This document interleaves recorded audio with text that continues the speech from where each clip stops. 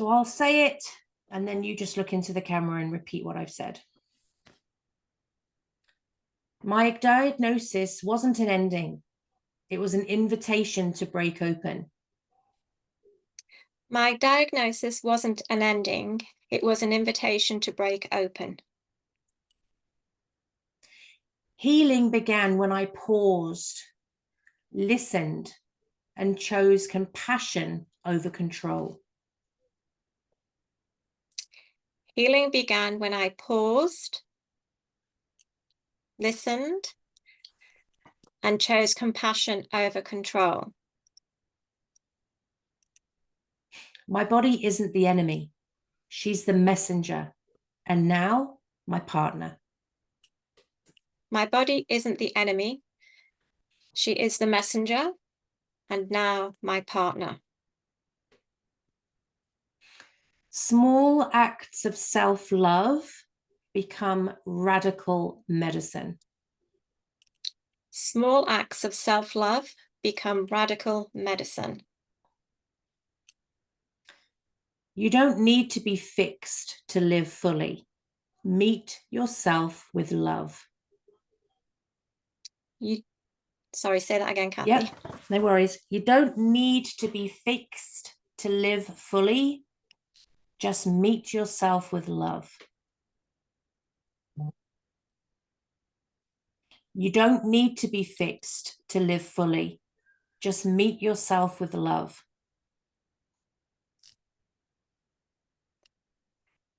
You don't need to be fixed fully. You don't need to be fixed to live fully. Live fully. Just meet yourself with love. You don't need to be fixed to live fully. Just meet yourself with love. Resilience is reclaiming your voice, your body, and your power. Just put the pen down a bit off screen. That's it. Resilience is reclaiming your voice, your body, and your power. Resilience is reclaiming your voice, your body, and your power.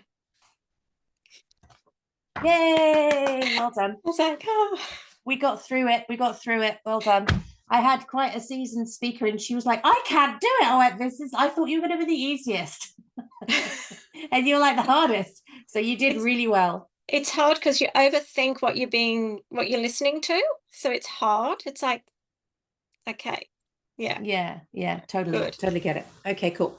So now we'll go into like a 15-minute deep dive, and that will go into the bigger promo reel. So we'll just be diving into your chapter. I'll be asking you questions. If there's anything afterwards you think, oh, I don't want to say that, because there have been a few authors that have gone, can you cut that bit out? We can do that. That's not a problem. So just relax into it. We're just having an organic conversation. Relax, enjoy it. Remember, this is what people are going to be seeing. So they want to see you. They just want to see you and how fabulous you are. So just be your fabulous self. Okay. You ready? Yes. Hi, and welcome to another episode of the Authors Interviews, where we're going through the Backyard Peace Project, finding peace through struggle. And today we are joined with the magnificent Sharon Jones, who I've known for many, many years, and who is a real advocate for individual power and stepping into your true authenticity and trusting yourself deeply. So Sharon, thank you so much for being with me today. I'm so excited to have you as part of this project. Thank you, Kathy. I'm so excited to be here.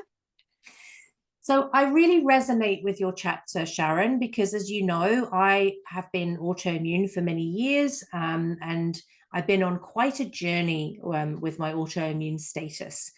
So at first I really fought it because I am 3 times autoimmune, and one of my autoimmune diseases can be quite violent and disruptive to my life.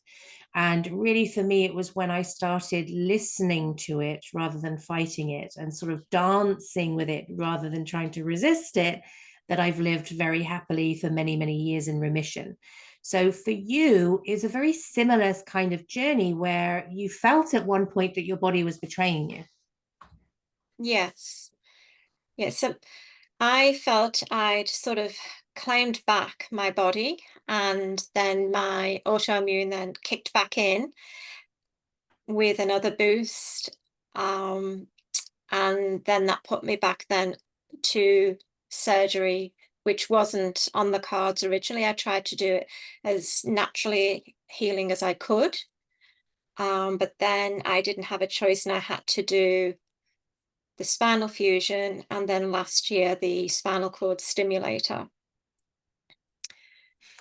So can you lean into, for those people that don't don't know, what is it that you're dancing with?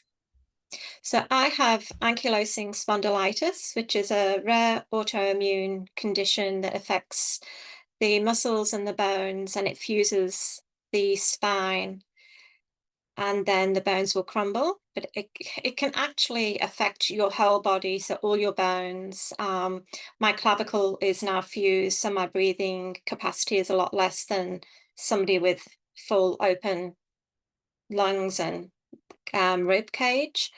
Um, so it's a diagnosis that comes through your blood test, and it's just a rare, generally the male gene carries it and passes it to the male gene.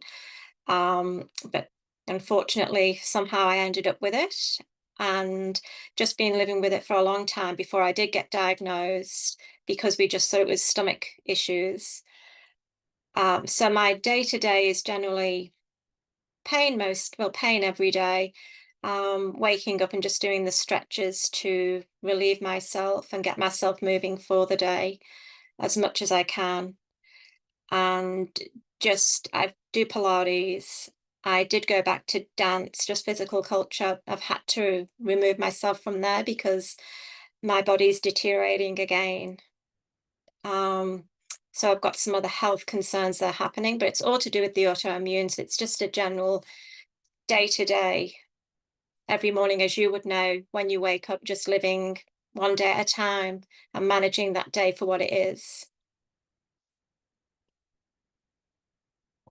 So in those moments, Sharon, when you are in quite a restrictive pattern, how do you step into your power, your vision for the future, your future plans? What happens for you there?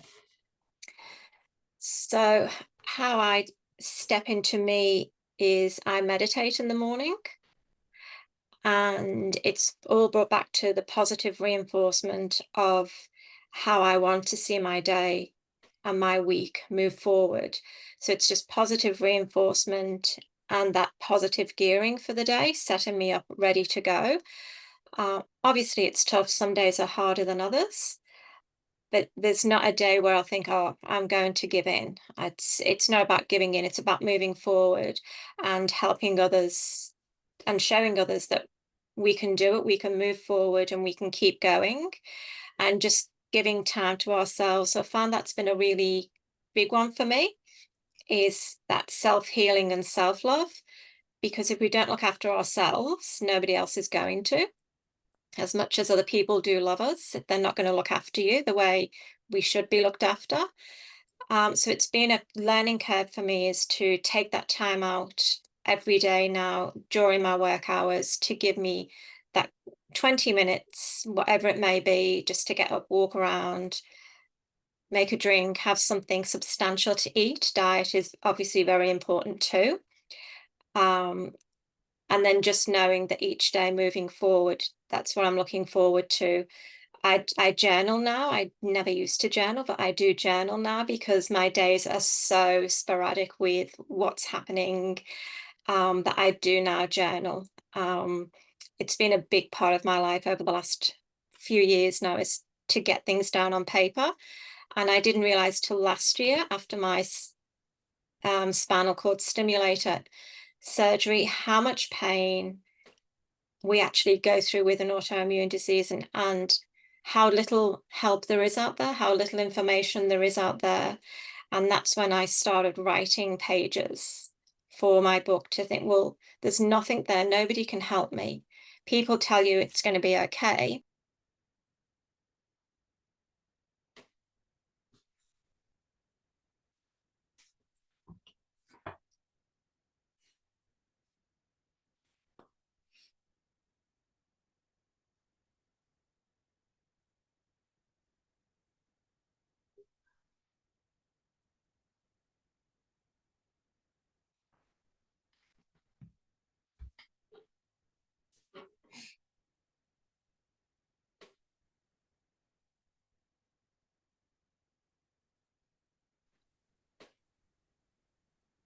Sorry, Kathy.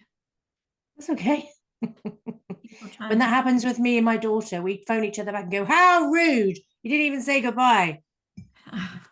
It's like, okay. Can you see me there or not? No. Oh, I can't see you. I can see a cliff top. Okay, let me change. I don't know what's going on there.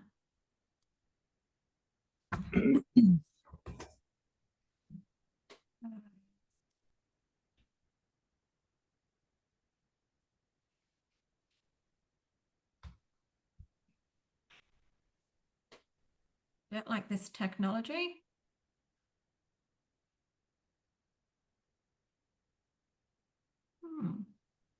How do I change that?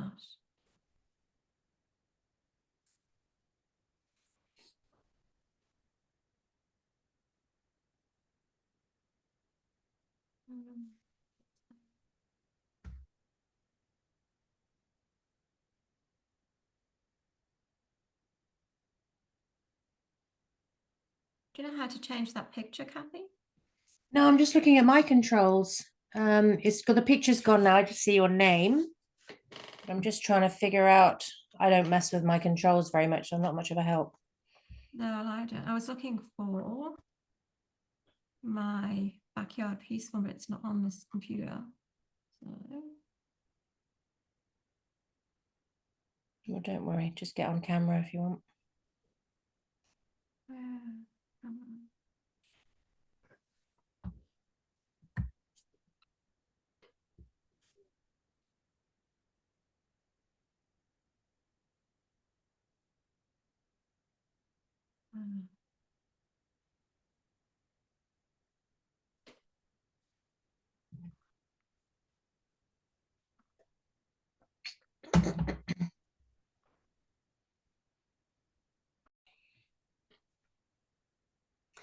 So, how have you found it? How have you found the support around sort of illnesses like yours that are quite rare?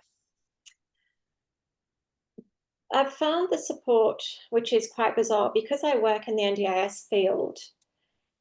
I've found it through allied health providers that way, and through my rheumatologist. My rheumatologist actually has the same autoimmune. So she's been really good because she has that understanding. She knows what we go through. And then I've got a few allied health providers that I work alongside now that are familiar now with the autoimmune. So I can go to them as well for support. And I've got a couple of friends local that have autoimmunes, not the same one as me, but similar. So we connect very well and we can chat with each other and bounce off each other when we're having a bad day. So it's been really good that I've actually let myself get out there and let people know what I'm living with. And because I look normal, doesn't mean to say our internal is normal. So it's been a tough journey for me, Kathy, because I'm very stubborn and I don't ask people for help. I do everything myself. So it's been a big learning curve for me to step out of my comfort zone and ask for that help when I've needed it and just have that support around me. So when a friend calls me now, I will take her up on the offer rather than just say, no, I'm busy. So that's been a big learning curve for me, is to say it's okay to take the help. It doesn't mean we're any weaker than anybody else. We need it, so take it. Because we're good at giving it to everybody else. But when it comes to ourselves, we always decline it. So, yeah. So support's good for me at the moment. I've got a lot of support around me, with some with understanding, some not with as much understanding, but they get me. So that's the most important thing. Yeah, and it's such an important point for everybody is to accept that help. Yeah. And your life can be quite magical when you let other people in, right? So that's really beautiful. Yeah. So, Sharon, with people reading your chapter, what is the gift you would love for them to take from your words? I'd just love for them to take that there is help out there. There are other people struggling, and it's okay to not be okay. It's okay to have our bad days. And it's okay to say, I'm done, I can't do today. And just be true to themselves. I just want people to realize that we are all human. And just that little bit of love that they're giving to somebody on that day, that bit of support goes a long way. It might not be much to them, but the person receiving it, that's going to help them just so much, not only in the physical, but the mental stability. That's beautiful. Thank you so much. Well, Sharon, thank you so much for joining me. Thank you for your vulnerable and courageous words in this book. I'm so proud of this project. There's so many amazing stories, and yours is one of the shining lights. Yeah, it's going to be amazing. Thank you so much for being here. And I look forward to speaking to you soon. Thank you, Kathy. Thank you so much.